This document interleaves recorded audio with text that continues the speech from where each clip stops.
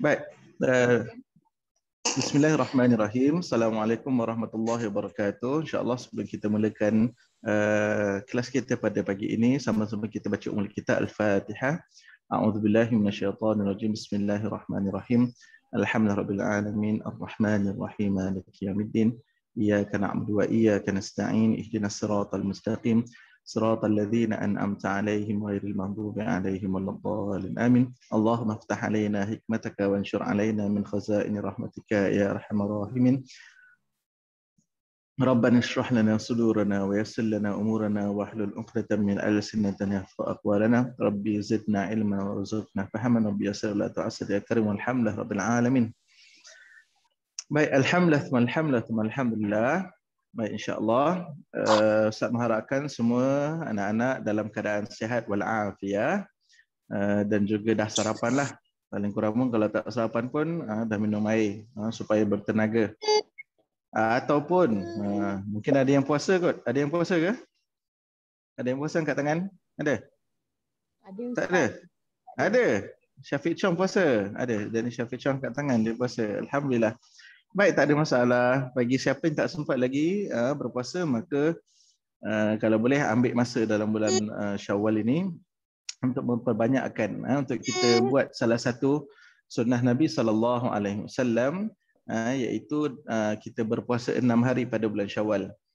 Cuma sedikit perkongsian sebelum kita mulakan kelas berkenaan dengan puasa 6 bulan Syawal, iaitu dalam hadis Nabi SAW, Nabi sebut, barang siapa yang berpuasa penuh sebulan dalam bulan Ramadan, kemudian menambah pula 6 hari di dalam bulan Syawal, maka pahalanya seolah-olah seperti mana dia berpuasa sepanjang tahun. Seolah-olah dia berpuasa sepanjang tahun. Padahal kita kalau nak puasa sepanjang tahun ni payah. Kita nak puasa sebulan bulan Ramadan tu pun seksa. Ataupun kita rasa dah berat sikit, tapi nak tak nak sebab benda itu wajib, fardu ain. Benda fardu ain maka mesti dilaksanakan, kalau tak buat berdosa. Tapi kalau di luar bulan Ramadan, kita tengok kadang-kadang ada masa kita semangat, kadang-kadang kita tak semangat nak puasa sunat. Baik, jadinya ada ulama sebutkan salah satu lagi ibadah yang afdal dalam bab puasa lah, ibadah puasa dalam bab puasa ini, selepas puasa Ramadan jangan tinggal puasa 6 Syawal, dan ada beberapa lagi puasa-puasa sunat yang lain, tetapi puasa 6 Syawal ni antara yang utama juga, sebab tengok hadis Nabi sebut tadi, puasa sebulan bulan Ramadan kemudian tambah pula 6 hari dalam bulan Syawal, maka pahala ni seolah-olah berpuasa sepanjang tahun. Mana ada orang yang boleh berpuasa sepanjang tahun. Bahkan Nabi SAW sendiri pun tidak berpuasa sepanjang tahun. Antara disebutkan dalam sirah, antara Nabi yang paling banyak berpuasa, setakat yang Ustaz dah pernah tahulah, Nabi Daud alaihi salam. Dalam syariat Nabi Daud alaihi salam, maka beliau baginda akan berpuasa setiap hari akan diselang-selangkan. Sebagai contoh, kalau semua hari ni puasa, esok tak puasa. Kemudian lusa puasa semula, itu tak puasa. Sepanjang tahun begitu. Itu Nabi Daud AS. Bahkan Nabi Muhammad SAW sendiri ada hari-hari Nabi SAW tidak berpuasa. Cumanya masuk pada bulan-bulan tertentu, pada hari-hari tertentu, maka Nabi akan memperbanyakkan puasa, insya-Allah. Jadinya itu pertama kenaan dengan puasa Syawal. Kemudian macam mana nak buat? Nak buat dia senang saja. Seperti mana kita biasa puasa, bangun niat boleh bermula selepas daripada waktu isyak malam hari sebelumnya sampailah kepada paling afdal subuh. Kalau tak sempat pun nak niat berpuasa itu selepas subuh pun boleh, dengan syarat daripada mula punya waktu masuk subuh sampai nak berniat itu sampai limit tengah hari kita tak ada makan apa-apa lagi. Paling afdal malam sebelum itulah kita bangun sahur, dapat pahala sahur, kemudian teruslah berpuasa selepas masuk waktu subuh. Tapi katakanlah kalau mungkin semalam tak ingat nak niat, bila bangun pagi ni lepas solat subuh tu, dengan syarat tidak ada minum apa-apa, tidak ada makan apa-apa, baru terfikir nak puasalah hari ni. Okey, boleh saja, terus saja berpuasa, terus saja pasal niat walaupun tidak bersahur. Cumanya tahan atau tak tahan je lah. Yang penting sebelum daripada tengah hari. Kalau dah lebih tengah hari, dah tak boleh ataupun tidak afdal, maka setengah alim ulama sebut makruh untuk kita berpuasa dah selepas daripada tengah hari baru nak berniat. Okey, baik. Kemudian cara nak buat dia macam mana? 6 hari sahaja, tak ada masalah. 6 sehari saja, mudah saja. Tinggal lagi 6 hari ini nak buat macam mana? Yang paling terbaik dalam mazhab kita, mazhab Imam Syafi'i, buat selama 6 hari berturut-turut. Tak boleh putus. Daripada hari pertama, kedua, ketiga, keempat, kelima dan keenam berturut-turut. Itu yang paling afdal lah, paling utama. Adapun kalau kita nak buat berselang-selang pun tak ada masalah, masih lagi boleh dibolehkan. Kemudian kalaulah kita dalam bulan Ramadan yang lepas, kita ada hari yang kita batal puasa ataupun tertinggal puasa ataupun kita tidak berpuasa yang kita perlu qada, kita perlu ganti, wajib ganti itu. Maka macam mana? Yang paling bagus ganti dahulu puasa, barulah kita puasa 6 Syawal. Ganti dahulu puasa yang tertinggal itu, baru puasa 6 Syawal. Adapun kalau kata contoh mungkin tak sempat, katakanlah kita tangguh, dah nak sampai hujung bulan Syawal, dah masuk 22 Syawal. Katakan tinggal cukup-cukup 6 atau 7 hari saja lagi nak puasa sunat Syawal, tapi puasa qada tak buat lagi. Tak ganti lagi puasa, macam mana? Makanya alim ulama kata dibolehkan untuk tangguhkan dahulu qada, sebab ambil peluang habiskan dahulu puasa 6 Syawal, sebab itu hari yang berbaki. Tapi kita sekarang ni panjang lagi. Kita baru masuk dalam 10 Syawal. Masih ada lagi 20 hari lagi, sempat lagi. Jadi insya-Allah Ustaz galakkan supaya anak-anak Siti untuk berpuasa sunat 6 hari dalam bulan Syawal, insya-Allah. Baik. Kita mungkin akan buat 2 kali sesi Zoom ni. Zoom dia boleh limit 40 minit saja. Baik, nanti kalau di hujung kelas sesi yang pertama ini kalau dah tiba-tiba terkeluar, nanti ambil masa lebih kurang 15 minit sekejap, kemudian tekan masuk link semula. Baik, boleh faham semua? Okey, baik, insya-Allah kita akan sambung sikit. Sebelum kita masuk pada tajuk baru, kita sambung sedikit tajuk yang lepas. Tajuk yang lepas tu tak habis lagi. Hampir-hampir tak habis. Sebab apa? Sebab banyak berburak, berburak. Okey, baik, sebab banyak penerangan yang perlu diterangkan. Okey, baik. InsyaAllah kita sambung pada, kita ulang kaji sikit berkenaan dengan bab zakat.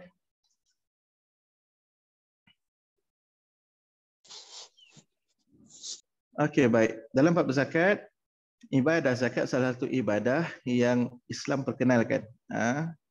Yang apabila seseorang itu sudah masuk Islam, maka ini salah satu ibadah yang perlu dilaksanakan. Dan perkataan zakiyun, zakat itu zai kafia asalnya, zakiyun. Zakiyun dalam bahasa Arab bermaksud mensucikan ataupun membersihkan. Kemudian bila keluarnya kata terbitan zakat, maka dia istilah dalam syariat ataupun satu istilah, iaitu kita mengeluarkan sedikit daripada harta yang kita ada untuk diberikan kepada mereka-mereka yang berhak menerimanya. Iaitulah 8 orang, 8 golongan yang digelarkan sebagai asnaf. Asnaf yang layak untuk menerima duit zakat. Bukan semua orang boleh terima zakat ini.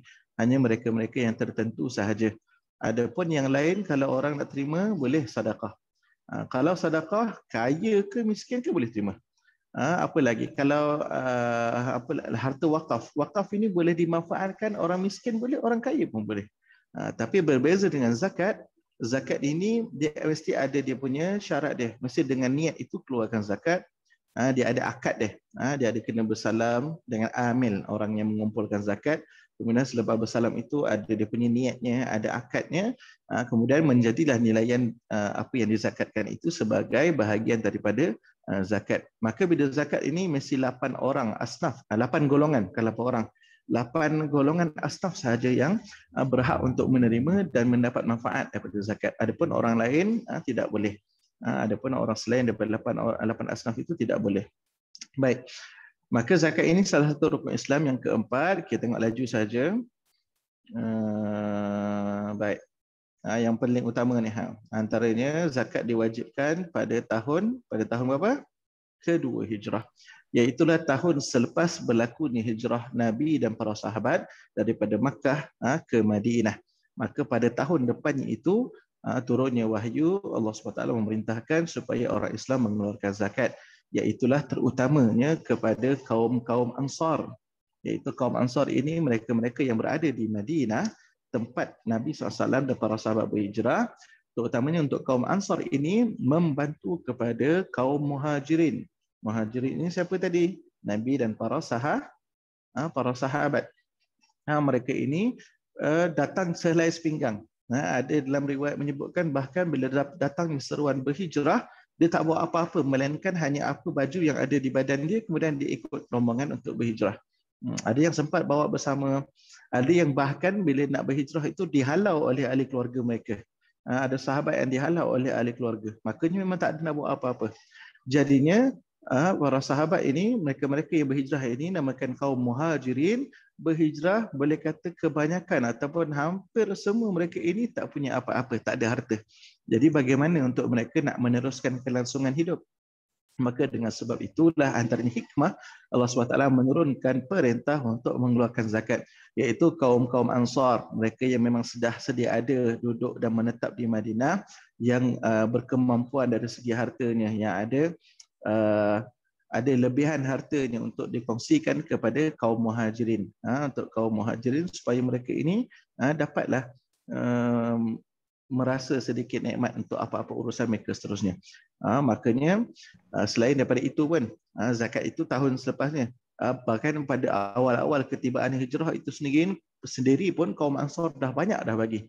Ada yang mereka yang ada rumah lebih, mereka akan jemput kaum Muhajirin, mari masuk, ini rumah kamu. Ini bukan rumah saya lagi, ini rumah kamu. Ada begitu. Kemudian ada kalau kaum Muhajirin itu yang bujang, maka diberikan pasangan. Disuruh ataupun kalau seorang ayah disuruh anaknya menikah, nikahlah dengan seorang ini, nikahlah dengan sahabat ini, nikahlah. Nak katakan sampai apa-apa saja ketika mana sampainya rombongan hijrah itu daripada Makkah ke Madinah, mereka berikan hadiah, mereka berikan sedekah. Tapi pada tahun selepasnya itu, tahun kedua hijrah, kemudian barulah disyariatkan zakat yang tetaplah dengan ada bilangannya dan sebagainya.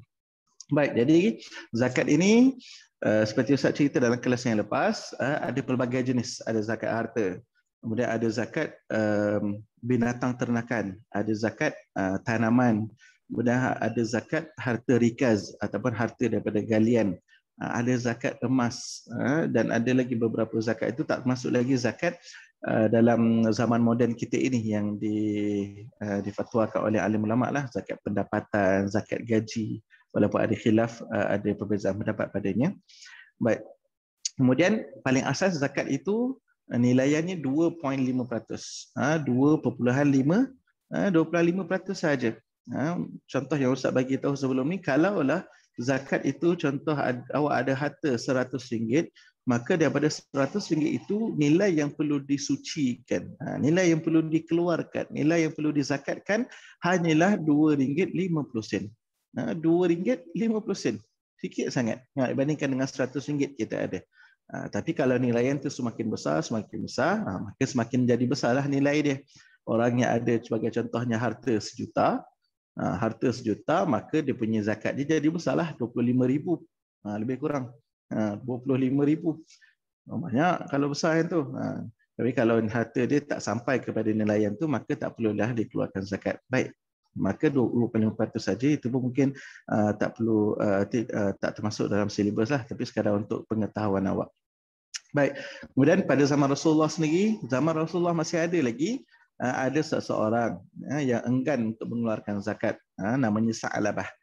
Maka Sa'labah ini sampaikan diperintahkan oleh Rasulullah untuk diperangi. Nak katanya bahagian daripada ibadah zakat ini, kalau tidak dilaksanakan, boleh Rasulullah SAW memerintahkan untuk orang itu diperangi. Baik, termasuklah selepasnya itu, selepas zaman Rasulullah, selepas Rasulullah SAW wafat, kemudian ada lantik khalifah Sayyidina Abu Bakar, kemudian ada golongan-golongan yang tak bersetuju, yang tidak mahu berbai'ah ataupun mengangkat sumpah. Bai'ah itu mengangkat sumpah dengan Rasulullah. Makanya mereka ini buat protes, atau mereka tidak nak bersama.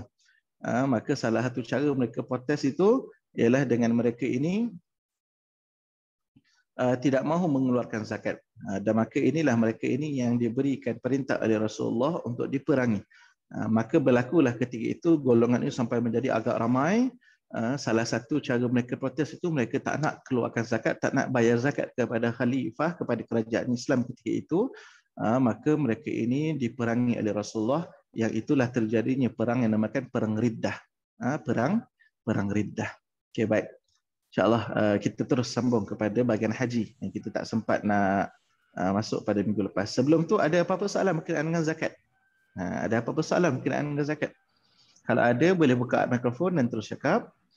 Ada. Tak ada. Ada? Tak ada. Tak ada, tak payahlah buka mikrofon. Ustaz kata siapa yang ada je. Marah Aziz, gurau je Zik. Tak comel lah buat muka marah yang tu. Buat muka comel. Aziz, kemas lah rambut ini, tajam. Okey, baik. Ada apa-apa soalan berkenaan dengan zakat? Syafiq Chong, okey, nampak mengantuk je tu. Cuba duduk tegak sikit semangat. Kerusi dah elok-elok ada tu, disandar kat dinding. Adab kita dalam kelas, dalam kelas walaupun online kena jaga adab. Seperti mana adab Allahumma salli ala sayyidina Muhammad. Abu Hanifah An-Nu'man ataupun yang terkenal mempelopori mazhab Hanafi. Beliau ini sampaikan kepada, walaupun gurunya tak berada di depan dia, tapi bila balik ke rumah, maka dia tak akan sesuka hati menunjukkan kaki ke mana-mana arah. Dia akan perhatikan, kalau ini arah kiblat dan ini arah rumah guruku, maka aku tak akan menunjukkan kaki ke arah dua tempat ini, kiblat dan juga arah rumah guru dia. Itu tingginya nilai adab yang sepatutnya. InsyaAllah lepas ni kita akan masuk perkembangan agama Islam dari sudut akhlak. InsyaAllah lepas ni kita akan masuk dan kita belajar lagi. Bahkan awak sendiri dalam subjek adab dan akhlak pun banyak dah diajarkan berkenaan dengan perkara ini. Jadinya walaupun Ustaz nak cerita poin tadi, walaupun berada maya secara bukan bersemuka kita belajar, tetap kita kena jaga adab dengan guru-guru. Macam Ustaz, walaupun Ustaz seorang-seorang di rumah ataupun dalam kereta, bila dengar rakaman, walaupun rakaman ni bukan live, rakaman pengajian daripada guru-guru Ustaz, Ustaz akan duduk elok-elok, Ustaz akan betulkan kedudukan, Ustaz akan mendengar macam mana seolah-olah guru Ustaz berada betul-betul di hadapan Ustaz. Maka itu adab yang perlu dijaga oleh orang yang nak dapatkan ilmu. Ingat lagi tak berkenaan dengan keberkatan ilmu yang Ustaz ajar dulu? Ilmu itu bukan sekadar kita nak tu sahaja ilmu itu, keberkatan ilmu itu pun kita nak. Seperti mana bagaimana Nabi SAW berguru dengan Sayyidina Jibril dalam nak membaca dan mengkhatamkan Al-Quran, maka Nabi SAW bukan sekadar terima sahaja, tetapi Nabi menjaga adab-adab dengan Sayyidina Jibril. Disebutkan bila turunnya Sayyidina Jibril ke bumi, makanya Rasulullah SAW akan duduk dan juga rapat, lutut bertemu dengan lutut Sayyidina Jibril. Kata duduk dengan tertibnya di hadapan guru, hadapan orang yang memberikan ataupun mengajarkan ilmu ataupun yang menerangkan ilmu. Baik. InsyaAllah kalau tak ada apa-apa soalan, kita terus masuk kepada slide yang seterusnya, ibadah haji. Boleh nampak ke tu gambar yang kecil tu?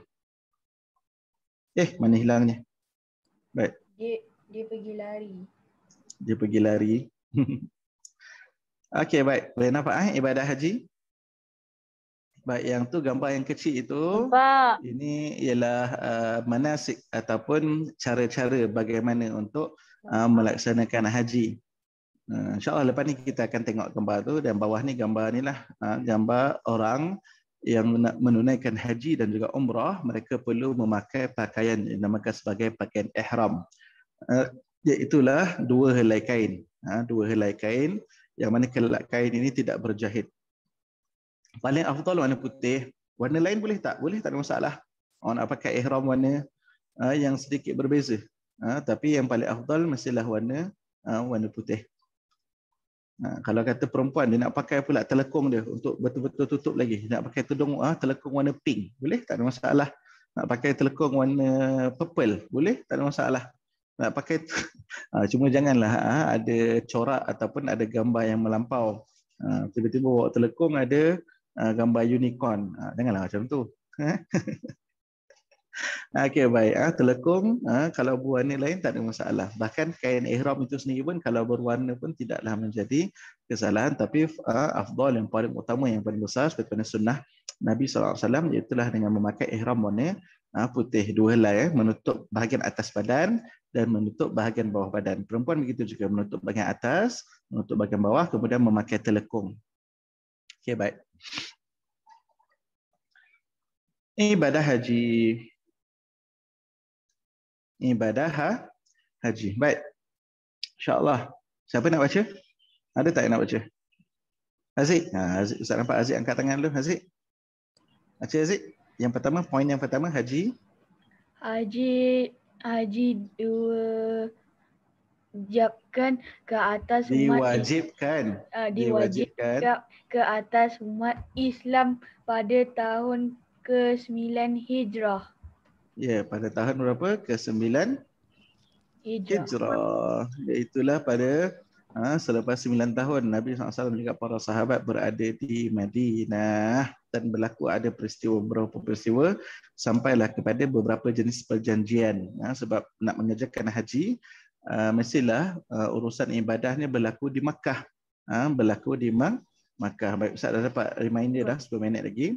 Baik, jadi seperti biasa, seperti Ustaz sebut awal tadi, kalau tiba-tiba terkeluar, ambil masa sekejap, pergi minum air ke apa ke, kemudian tekan link semula, kita buat sesi yang kedua. Okey, sebab kita ada kelas kita patutnya ada setengah jam lagi. Baik, pada tahun ke-9 Hijrah. Baik. Okey, orang lain pula. Siapa lagi nak baca? Zamir. Ustaz nampak Zamir kat tengah. Baik, boleh baca Zamir melalui ibadah haji, umat Islam dapat berkumpul,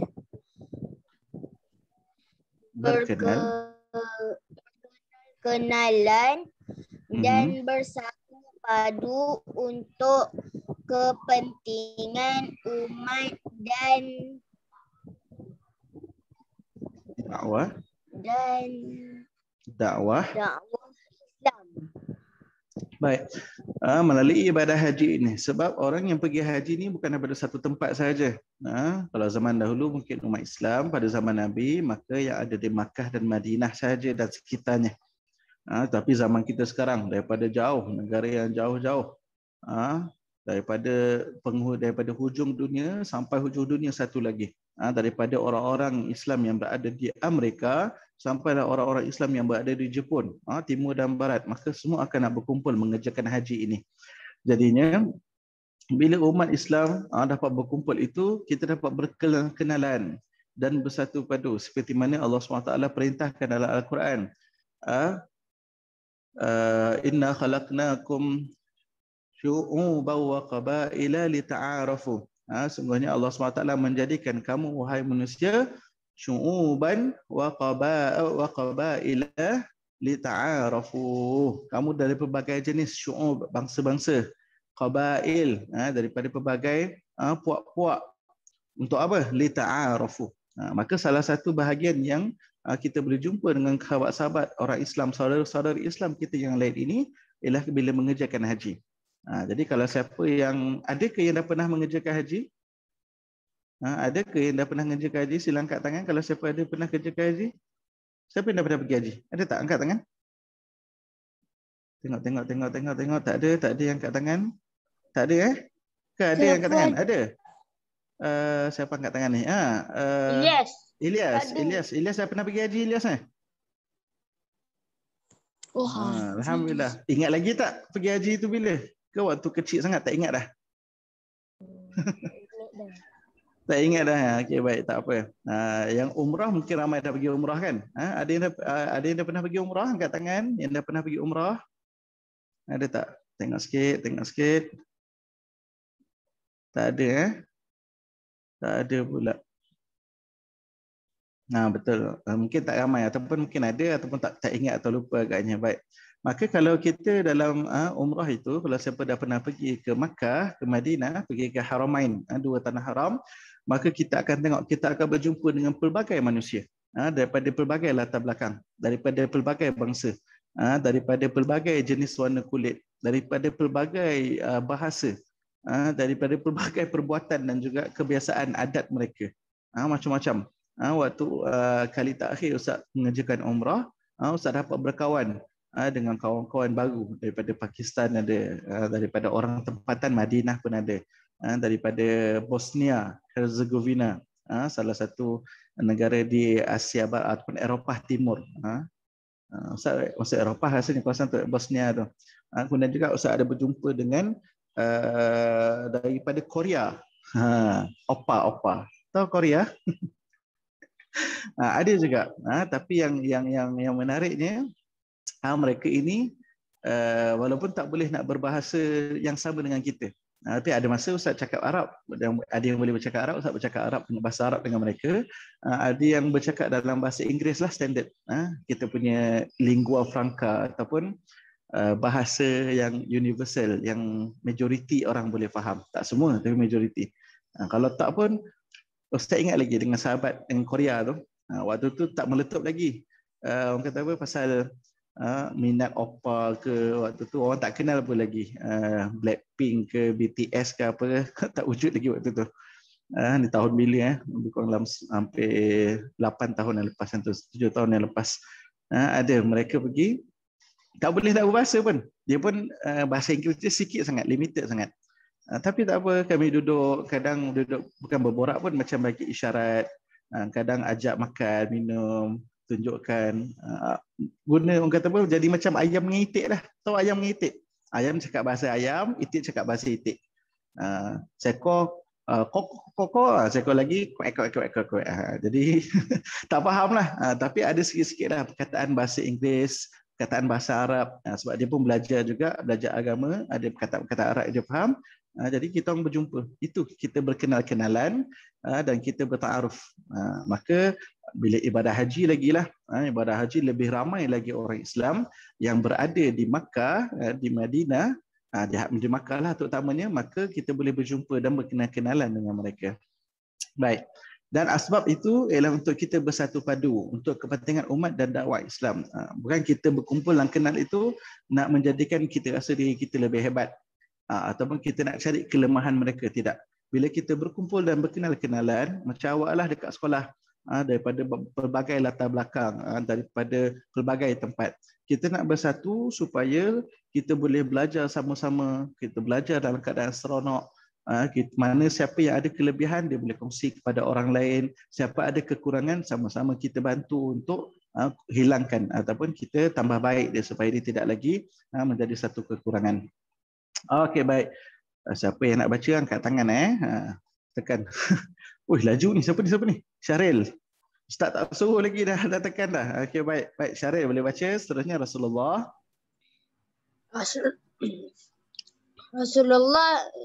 Rasulullah hanya mengerjakan haji sekali sahaja, yaitu Hajjatul Wada'i, perpisahan, pada tahun ke-10 Hijrah.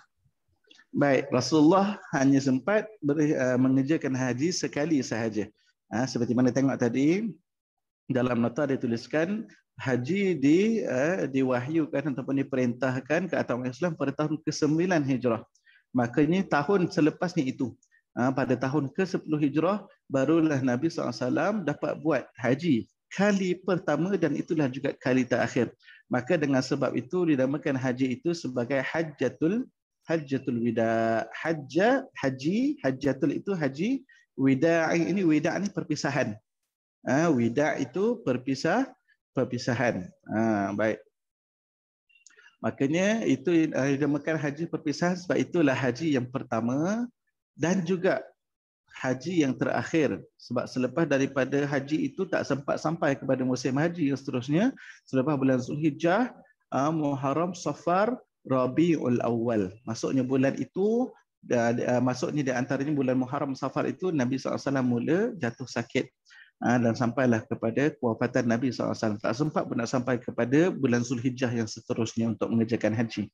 Haji ni bulan Zulhijjah saja untuk dilaksanakan. Bulan-bulan lain tak boleh. Mesti pada waktunya sahaja. Dia ada waktunya bila kena sampai. Kemudian perlu ada waktu untuk wukufnya Arafah pada 9 Zulhijjah.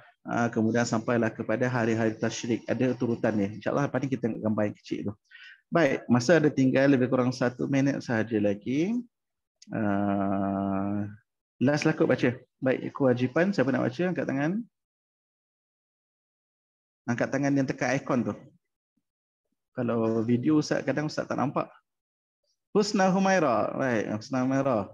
Ada 2 orang tapi tak perlu Ustaz nampak nama Husna dulu yang naik. Baik, Husna boleh baca kewajipan haji?